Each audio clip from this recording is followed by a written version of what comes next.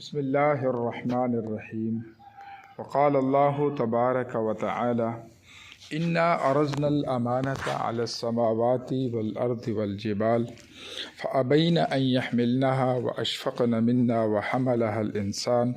وقال اللہ تبارک وتعالی فقلت استغفروا ربکم انه كان غفارا يرسل السماء علیکم مدرارا ويمددكم باموال وبنین وَيَجْعَلْ لَكُمْ جَنَّاتٍ وَيَجْعَلْ لَكُمْ أَنْهَارًا۔ میرے عزیز بھائیوں اور دوستو، آج کا ہمارا موضوع ہے استغفار کی برکتیں اور خیریں۔ استغفار وہ وظیفہ ہے جو اللہ جل جلالہ نے خود ہی بیان میں فرمایا ہے کہ تم استغفار کرو۔ استغفار کی کثرت تمہیں 4 چیزوں کا فائدہ دے گی۔ جس کی اولاد نہیں ہے وہ استغفار کی کثرت کرے گا تو اللہ کی طرف سے یہ وعدہ ہے کہ اللہ اس کو نرینہ اولاد دیں گے۔ جس کے پاس مال کی کمی ہے وہ استغفار کثرت سے کرے تو اللہ اس کو مال کی کمی سے نجات دیں گے، مال کی فراوانی ہوگی، بارشیں وقت پہ ہوں گی، نہریں اور باغات ہرے بھرے لہلہاتے ہوئے ہوں گے۔ یہ اللہ کا وعدہ ہے، یہ اللہ کا وعدہ ہے اور نبی صلی اللہ علیہ وسلم کا فرمان ہے۔ خوش نصیب ہے وہ انسان کہ جس کے صحیفے میں استغفار کی کثرت لکھی جائے، یعنی سب سے زیادہ خوش نصیب وہ انسان ہے جو کثرت سے استغفار پڑھنے والا ہو۔ کثرت سے فرمایا کہ 500، اور ایک محدث فرماتے ہیں کہ کثرت میں 2000 دفعہ آتا ہے کہ جو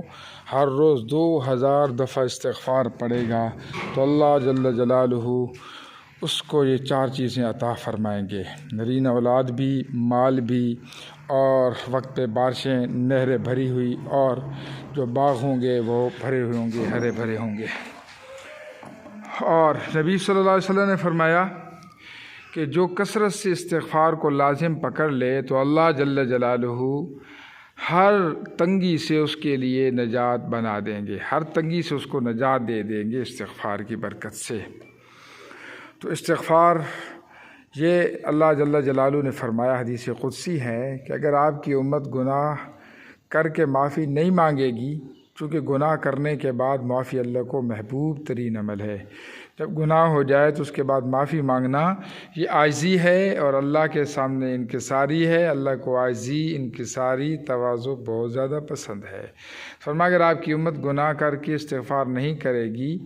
اور بالکل گناہ ہی نہیں کرے گی تو میں ایسی قوم کو لے آؤں گا جو گناہ کر کے معافی مانگے گی، وہ زیادہ محبوب ہے۔ جس کا مطلب یہ ہے گناہ نہ کرنا اتنا محبوب نہیں جتنا کہ گناہ کر کے اللہ سے معافی مانگنا محبوب ہے۔ اور ایک حدیث میں داؤد، اگر میرے گناہ گار بندوں کو پتہ چل جائے کہ ہمارا رب ہم پر کتنا مہربان ہے تو ان کے سینے پھٹ جائیں، تو اے داؤد جو میرے مطیع اور فرما بردار ہیں، آپ اندازہ لگا ان کا کیا کہنا، مجھے ان پہ کتنی محبت اور پیار آتا ہوگا۔ تو آج کوشش کریں خود بھی، بیوی سے، بچوں سے، بہنوں سے، استاد ہیں تو شاگردوں سے، کسی ڈپارٹمنٹ میں ہیں، کسی جگہ پہ آپ آنر ہیں تو جو آپ کے ماتحت عملہ ہے ان کو استغفار کا بتائیں۔ استغفار بہت پیارا جملہ ہے، اس کی برکت سے زبان تر و تازہ رہے گی۔ یہ استغفار جو ہے بہت بڑا ہیرا اور وظیفہ ہے